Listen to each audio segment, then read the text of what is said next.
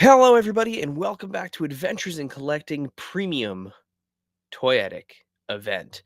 It was a packed weekend for wrestling, but for this episode, we are going to focus on the WWE's uh, first event in the ESPN era.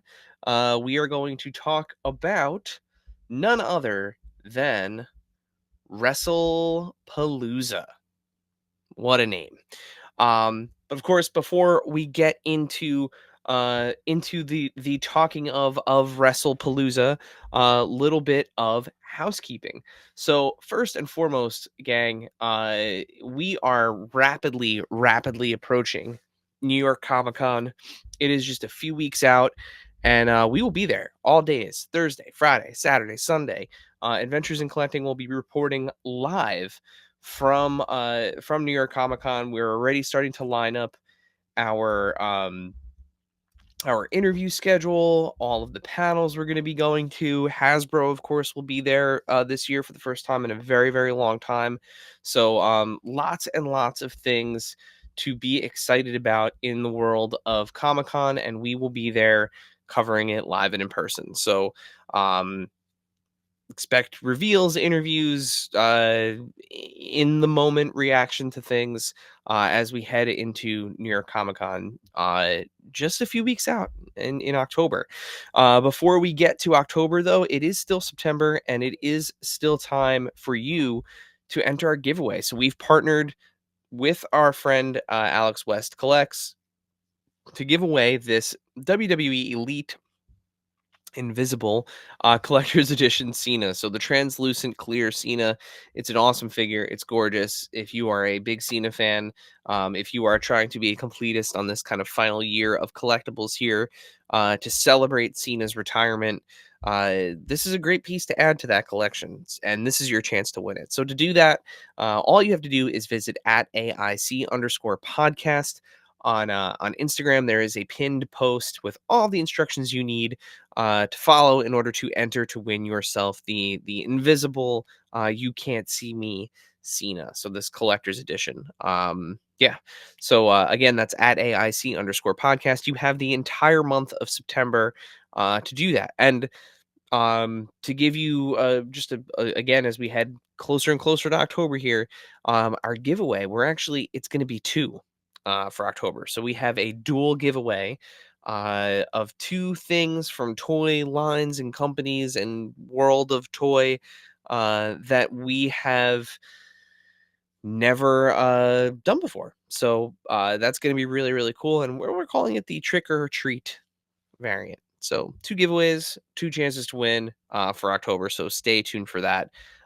First time we've ever done that. So really excited to kick that off in October. But in the meantime, go and win yourself a John Cena. Now, as I mentioned at the top of the episode, this is a Premium Toyetic Event where we unpack all of uh, the goings on at a WWE or AEW pay-per-view, but not so much in terms of who had the best match, who was the biggest surprise, who was the biggest letdown. None of that. We are specifically talking about Toyetic and who we think needs a toy version of their either look, their appearance, a specific moment from a pay-per-view. And we're talking all about Wrestlepalooza, Indianapolis, which happened just this weekend.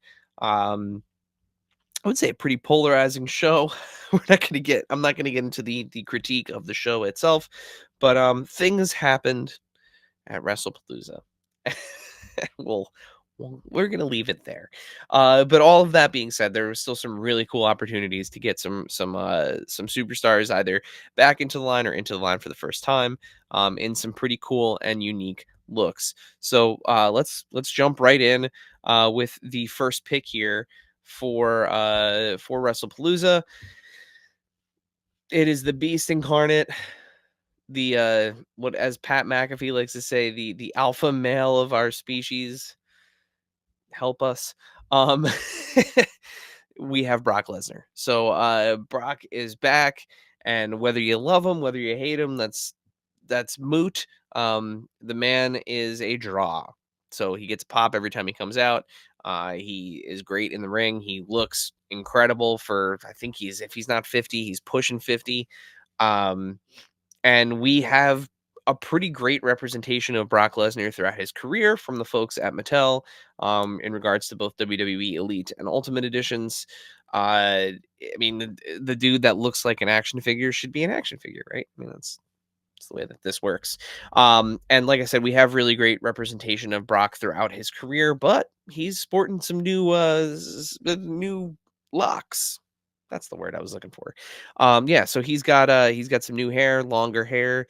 Um, the body is kind of a would end up being a rinse and repeat of the last Ultimate Edition, unless they wanted to um kind of retool some pieces in the abdomen area, to make that kind of unique body frame that he has, I guess you could say.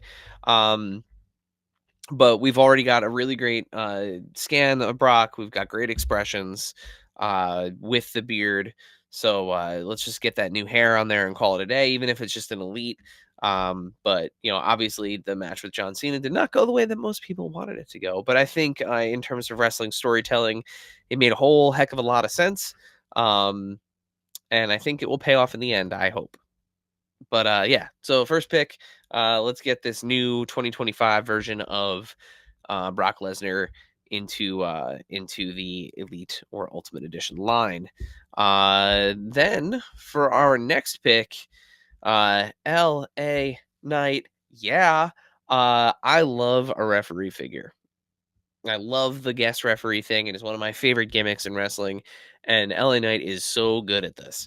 Um, but this is actually a cool opportunity to kind of give the deeper collectors a two-in-one figure. So you give us an elite edition LA Knight with the pants, the green pants, and the sneakers, the vest, and the soft goods LA Knight branded referee tank top. And then what longtime collectors can do, or people who have the other LA Knight figures can take a T-shirt from a previous LA Knight, and throw the vest on and have kind of promo and backstage version of LA Knight. So we have had a ton of LA Knight figures, which I love. I love how over he is. I love how awesome he continues to be. Even he's like the definition of making lemonades out of lemons. But yeah, so I would love referee edition LA Knight. I think that would be great. Yeah, it's easy win for the team there over at Mattel. And then sticking with the same match, we've seen some really great Ultimate Edition tag team 2-packs. I think this version of the Vision would be an amazing 2-pack. One, we've only had two Bronson Reed figures, and this man is so expressive, and he's so impressive. I think he would do really well with an Ultimate Edition, especially with the hard shell leather jackets that they have on. That's kind of like a cross between what Braun Breaker's father wore, kind of like that Steiner style jacket, with all the spikes. Kind of gives me a vibe of Road Warriors or LOD to a degree. But I think having the two of these superstars in an Ultimate Edition 2-pack, with the entrance gear, with their logo on the back, the gold and black, I think it's just a really cool colorway and a way to get up level Bronson Reed's offering a little bit. Having just kind of those two elites, both being the same figure with just different deco. I think this is an up level for him. And at this point, Braun Breaker is definitely deserving of an Ultimate Edition figure. Again, so expressive, so much movement that you can capture with those extra pieces of articulation.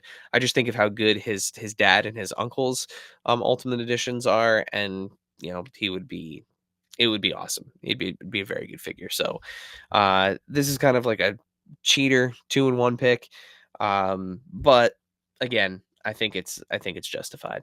And then that takes us actually to our last pick already. And I think everyone could probably guess what's coming? Dave may not be on this episode, but I am picking not only on behalf of him, but also on behalf of wrestling figure collectors everywhere, and including myself. AJ Lee is back. It has been a long time since she has had an action figure. She has had a whole bunch of basics. She's had one elite figure. Let's get her a new elite figure with all that new articulation. I love the rainbow pride flames up the back of the chucks and on the heels. It was just an iconic reintegration ring gear. Not to mention, it was definitely the best match of the evening. Um, she looked the part. Her matching outfit with CM Punk was great. That could be a two pack in its own right, but I think the priority is getting AJ back out there. Um, it's been a long time. It's been a decade. Technology has changed a lot. She deserves a treatment where you can actually hit her moves on people with the new elite figures, and or God help us, an Ultimate Edition, which would be amazing. But yeah, this was a great match. I loved the ring gear. That pop of color on her kind of usual denim and blacks was very, very nice. So yeah, loved this match and this ring gear. So the final pick, of course, is AJ Lee. So, you know, Wrestlepalooza was kind of a quick PLE, not a whole lot of a build up to it. But there were some pretty some other amazing moments in it as well, outside of the ones we mentioned. And I want to hear from you. What was your favorite moment of WrestlePalooza that you'd like to see captured in figure form? I'd like to shoot an honorable mention out to Steph Vicker. Um, Amazing match, and she deserves every action figure in the world. I'm excited we're getting one. Somebody needs to tell her that she needs to change up her ring gear so that way that she gets more action figures. Feel like I've only seen her in like two outfits. Um, but yeah, so let us know if you're watching this on YouTube. Let us know in the comments below. Who do you want to see from WrestlePalooza made into an action figure? And if you're listening to us, head on over to our Instagram at AIC_podcast, or our X, or our TikTok, and let us know there. While you are listening/watching, make sure you hit all of those subscribe buttons. If you're listening, please rate and review us on Apple Podcasts. Huge help to the show. Um, Helps us get in front of more ears and eyes. So yeah, with that, this has been your Adventures in Collecting Premium Toyetic Event for WrestlePalooza Indianapolis, and we will see you next time.